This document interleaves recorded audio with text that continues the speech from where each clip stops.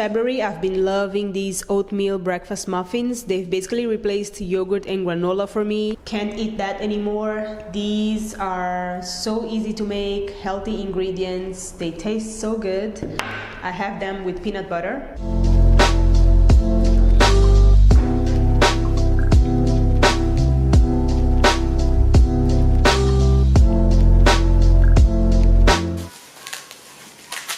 I'm a sucker for beauty and self-care products, especially when they're made with clean and organic ingredients. CAUDALIE is a clean brand and most of their products have been on my wish list for years. So when I found out my aunt was coming back from Paris, I was like, this is the time for me to order at least 3 products to try. I got these products back in March, so now I can give you guys a little bit of a review. The first thing I really wanted to try was their body scrub because I wanted it to replace my body scrub that I got last year from ASOS.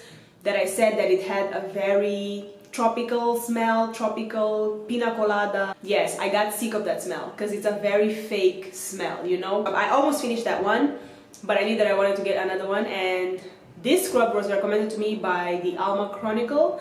She posted stories about the scrub, the body shower from CAUDALIE as well, and she was like, everything smells like a spa. I must confirm it does smell like a spa. It has a much more organic smell. It has earthy smell. It smells like dried leaves and dried plants. So I really enjoy using this. It does make my skin feel super soft after I use it, and I love the smell it leaves on my bathroom. It's very, again, organic, earthy, and that's exactly what I wanted. So loving the scrub. The next thing I wanted to get was the CAUDALIE Divine perfume. So I went to Fragrantica, which is a website that I always go to see what people say about perfumes. About this perfume, they said that it's a very powdery smell, and I was like, ooh, I don't like powdery smells because they always make me think of like old lady. So I was like, I'm not gonna risk 45 euros on this one. Let me get something cheaper just so that I have, you know, a body mist. So I decided to go for the Soleil de Vigne, and I'm not gonna lie, I don't love it. I don't love it. The smell reminds me of dried flowers or dried grapes. This is the last time I buy a perfume without smelling it first because it's definitely not working out for me. So I don't love it, but I make it work. You know, I've used a little bit and I'm gonna be using it a lot more because obviously it was cheaper. I think this one was 25 euros, and thankfully my aunt also gifted me the Jean Paul Gaultier Scandal perfume, and at first when she gave this to me I was like, okay, I'm probably not gonna use that, but this smells very good. This is very sweet and flowers. So what I do is I spray a lot of this one and then I spray 1 spritz of this one, and that combination is gonna keep me afloat for the next few months because I don't think I'm gonna buy any perfume anymore. The next thing I got, just because I wanted to try, was their lip conditioner, and that is just because by the time I was making that order, my Carmex that I also got from ASOS last September had finished. So I have absolutely loved this lip balm. I loved it. It's like the main simple Carmex. I use my finger to apply it, which is not very hygienic, but it did the work. So this finished in February and I was like, let me get the CAUDALIE one, you know, let me switch things up. And this one, which is the only lip conditioner, it has, you know, they say that it doesn't have any 0% of those very ugly ingredients like phthalates and blah blah blah, but they have perfume, which I was like, why would you put perfume on a lip balm that's going into my mouth, you know? So I'm not a fan of that. Anyway, this has finished. This has completely finished, and I got this in March. We are now, this finished last month, this finished in May. So it took 2 months for me to finish this. Would I recommend? No, because I think it's too expensive. It's like 10 euros, 9 euros, 5 euros. Doesn't matter. It's more expensive than the Carmex and it lasted 2 months. So I wouldn't recommend this. But if you're in a situation where you don't have any other any other lip balm to buy, of course, this is a very nice. It goes on smoothly, but it doesn't. You need to reapply quite often, especially in the cold. So I think this is a nice lip balm for warm weather because you're always sweaty, so your lips don't get that dry. So I would use these in a very warm weather, but again, I wouldn't buy this again. I would rather buy the Carmex. It does the job much better, and I can control how much I apply. This one, you swipe, and then you swipe again, and by the time you know it, it's over. So I don't recommend this, but I do recommend it. And let me tell you, I was so disappointed about how small the samples were. Like, this is what made me check out. I was super excited that I was gonna get a sample of the Vino Perfect Serum, which is to remove dark spots, and the Vino Perfect Glycolic Night Cream. I was like, yes, but they're so small, like I can only use each of these once. So I'm just gonna, I don't know, I'm not gonna do that now because I'm clearly not gonna be able to see any difference from using this ones and this ones. So I'm gonna wait until I get my other products from CAUDALIE, which are on my wish list. I'm gonna try, and after that I'll be done with CAUDALIE and I'm gonna move on to the next clean beauty brand, I promise.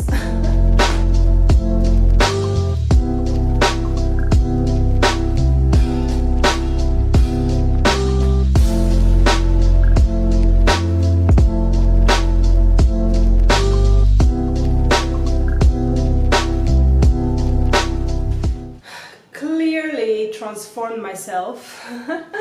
Right after this I have to go and film a video for a client, and I was debating on doing my natural hair, but I started the series of videos with this wig, so I think I'm just gonna finish all the videos with the same look so that the audience can recognize me and click on the videos, because if I do my bun with my natural hair today, I'm gonna look very different from the previous episodes. So that's why we got this going on, and now is the perfect time for me to talk to you guys about my offline hobbies. I have to start by saying that the reason why I haven't been posting since February, I think that's when I posted my last short, is because I am going through yet another spiritual awakening. Every year I have a few months of spiritual awakening, and it's usually the middle of the year, but this year it was right at the beginning because I had a very rough January. It was just me in my house, feeling a lot of headache. I couldn't eat the foods. I was sick of everything. I was just having like an episode during the whole month of January. I spent the New Year's by myself here at home as well, journaling and doing like my perspectives for the year and so on. And then January, yeah, I had those issues, and then I made some decisions that would affect my year. So since February, March, April, May, I've been going through a spiritual awakening. And one of the results of this awakening is that I've been desiring less and less to spend my time watching stuff, Netflix, YouTube. Like something in me since May, something in me was like, yeah, to stop spending so much time watching YouTube, other people's lives, and Netflix, illusion, right? Because it's all entertainment, right? It's not real. So I was like, you know what? I want to spend less time watching things. I want to spend less screen time because I already work from my computer, because I edit videos and so on. So that's my work. I have to be on my computer. After that, I don't want to look at any more screens. I don't want to look at my phone. I don't want to look at my TV, and I don't want to look at my computer.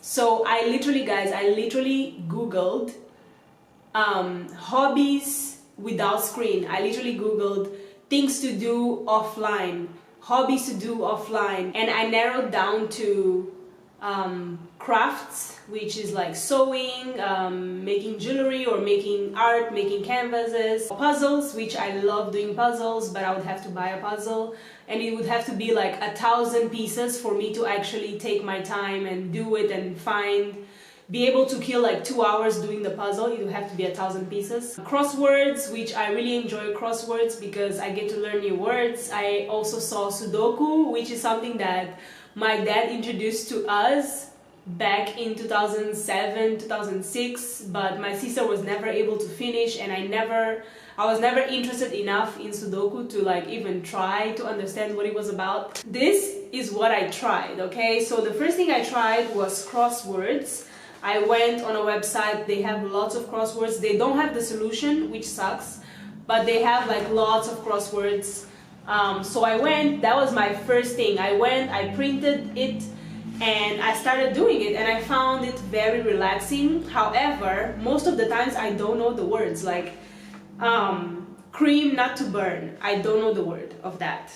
So I found that with crosswords, as much as I enjoyed remembering words that I know, there are so many words that I don't know. And what would end up happening, it was me going back to Google, aka to my phone or to my computer, to find the answers to the crosswords. So I quickly realized that this was not going to be a good offline hobby for me, because I don't know enough English words to complete the crosswords. This one I only figured out like 3 words, and that's it. So no. And then at the same time I printed the crosswords, I decided to print sudoku. So that was exciting, because I was like, what is this thing? Because I know my sister had the book, she never completed it. So I went and I saw tutorials about sudoku and stuff, and the tutorials are pretty good, and I understood what it is, you know. It's you guys can check the tutorials, I'm not gonna bore you. So this was my first sudoku completed, and this took me, I would say I can kill 1 hour if I'm trying to figure out a sudoku puzzle. Now again, it was so complicated at some point that I had to go to a solver. So I went to the solver, I put the digits that were already there. I went to the solver and I only allowed myself to copy the bottom row. So I copied these and then I filled up the rest by myself. And I was very proud of myself, but I wasn't that proud because obviously I saw the solution. So I was like, okay, and then I printed this one. I was like, this one I'm gonna finish without looking, without getting the solver. And as you can clearly see, I haven't finished it because, yo, it's so complicated. Like, there are so many possibilities for each cell. And then I was like, you know what, I don't like Sudoku. If I can have the answers, yes, I enjoy it. But if I have to figure out everything by myself, to figure out these few numbers that I have here, I had to kill, I think, 2 hours. And I'm literally just like this, trying to guess the numbers.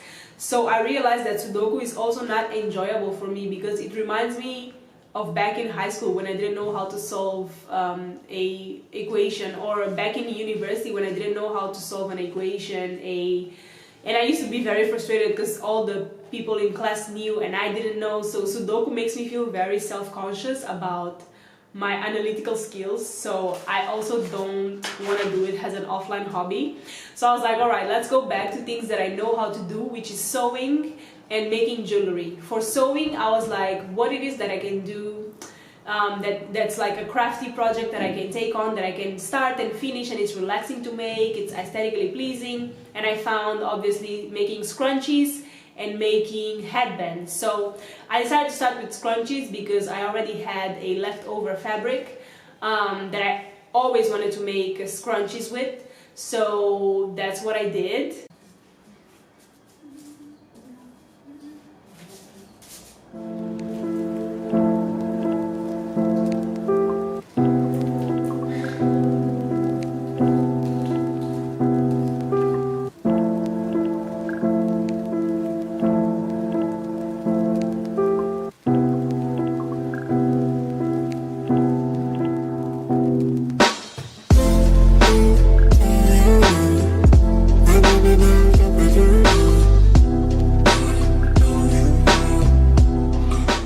That I made on Saturday. It's so cute. Obviously the closure is super whack. Yeah, the closure looks like a scar. Very whack. Yeah, I love this one. I'm gonna keep this one for myself, and this one's gonna be for my niece. The sewing is pretty neat, huh? Pretty neat, like a machine. And I'm going to go back to making scrunchies. I feel like making scrunchies is just nice and easy because I just need to sew that long piece of of fabric, and then it's done. It doesn't take too long. I can start and finish on the same day and feel like I accomplished something, and I just enjoy the scrunchies. Once I get my new braids, I'm going to be using my scrunchies, don't worry. Right now all I need is to find more leftover fabrics so that I can use to make new scrunchies. The other hobby was my favorite one, which is jewelry making. But for this video not to become too long, I'm going to talk to you guys all about jewelry making on my next life diaries. I don't know when that will come, to be honest, but I have all the footage of me making jewelry. It's the hobby that I enjoy the most, and I love jewelry. I love making jewelry. I used to make jewelry in high school, so I'm literally just going back to something that I used to do already. And it's definitely the hobby that I enjoy the most. It kills me more hours offline because I take my time to do like the beads and everything, and I can kill like 30 minutes to 1 hour, 2 hours making jewelry, and I can see the result of what I'm making. So I'm gonna show you guys all of that on the next life diaries. So that's what it has been for me to try to have offline hobbies, and I urge you guys to do the same, you know. I think it's such a nice way to rest my eyes. Because we are always looking at screens. We are always looking at screens. If it's not a computer at work, it's our phone. If it's not our phone, it's the TV. And our eyes were not made for that. So it's just something to be conscious about, you know. Also, always be watching other people's lives on YouTube. I'm guilty of that. I love watching other girls live their life. And I'm like, okay, what if I just live my life instead of watching people live their life? And it's something that you can just balance, you know. Another thing for me is that obviously I work from home, I'm in the computer all the time, and I want to be more intentional with doing these offline activities with other people. I remember that before the pandemic I was taking salsa classes, and it had been a long time since I had taken classes in which there's other people for me to interact with. So when the pandemic hit, obviously all the dance classes were cancelled, but I felt really bad because I was really enjoying salsa classes, dancing with people, dancing with men, which is something that I never do, and going out of my house to interact with other humans. Now that I live by myself, I'm like, I find myself being excited about family gatherings. I used to be the one who never wanted to go to family gatherings, family parties, family events. But now that I live by myself, anytime they're like, yeah, there's a family gathering, I'm like, where, when, I'm there. First of all, because I get to obviously leave my house, interact with people, laugh, I'm the one there's dancing, I'm playing with the babies, I'm just like having the time of my life. And that comes because obviously I live alone, so now I can value that time that I have with like family, in events, and also the free food. Anytime there's a family party, I don't have to cook, I get free food.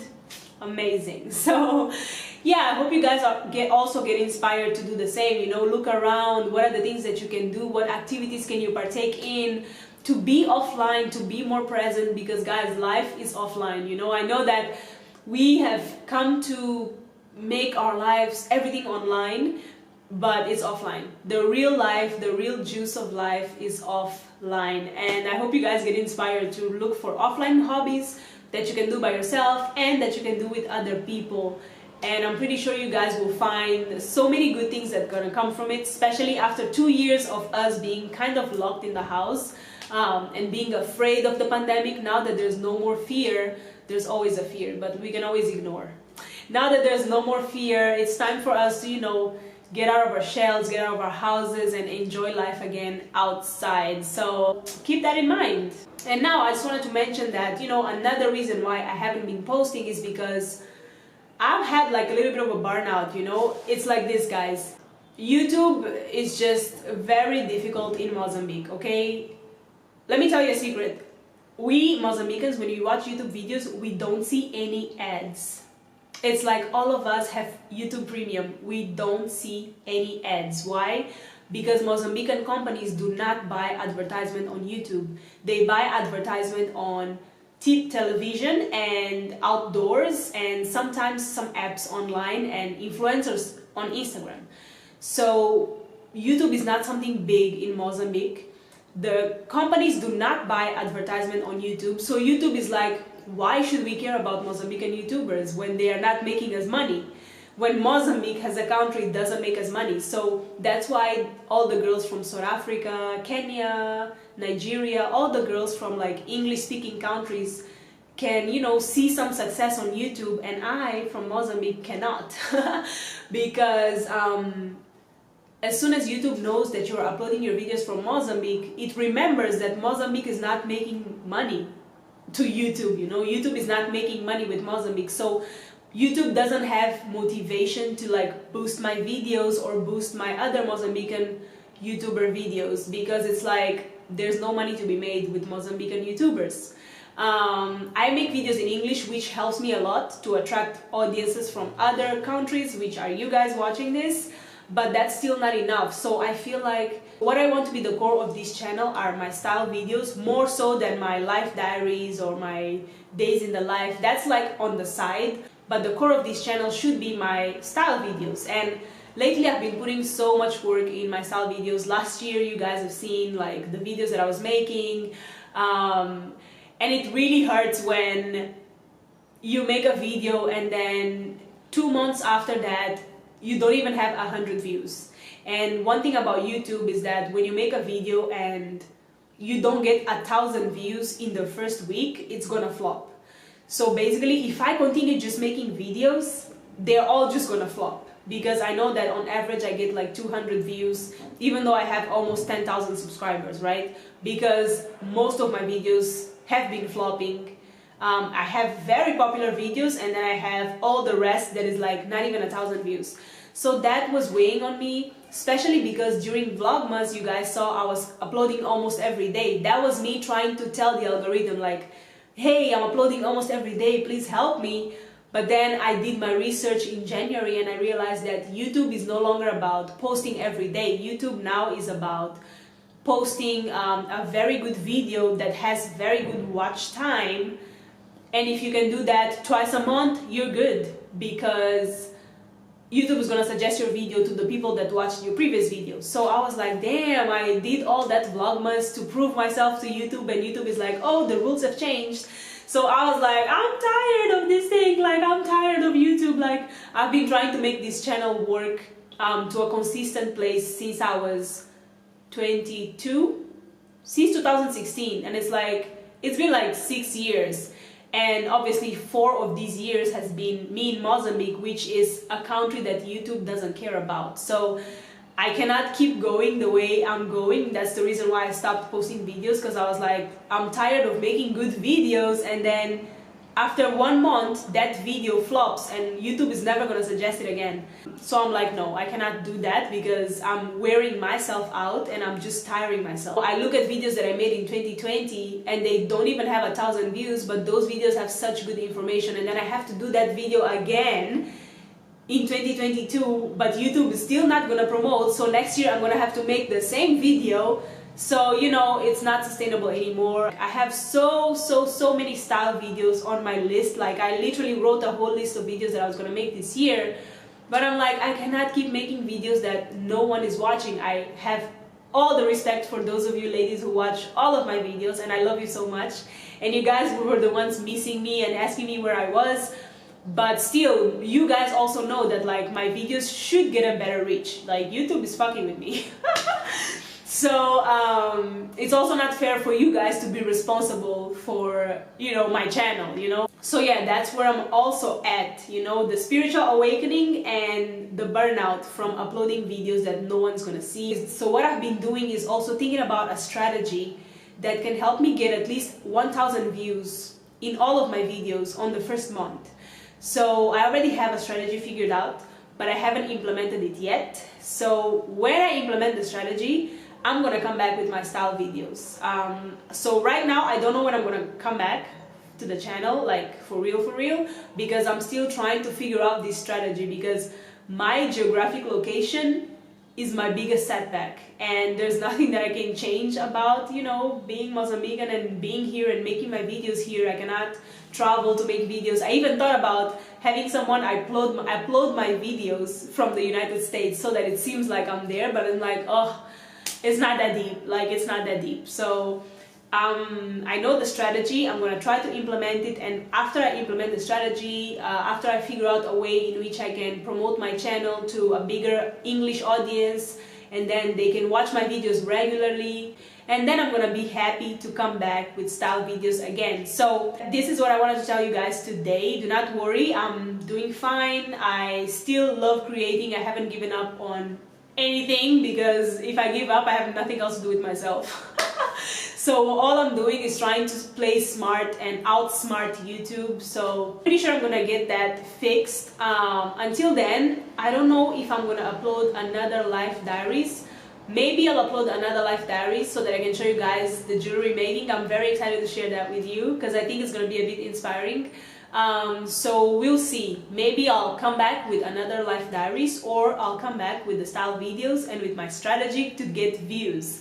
So until then, I hope you guys enjoyed this video. Give it a thumbs up and let me know in the comments which offline hobbies are you willing to try. And yeah, thank you for watching. I'll see you when I see you.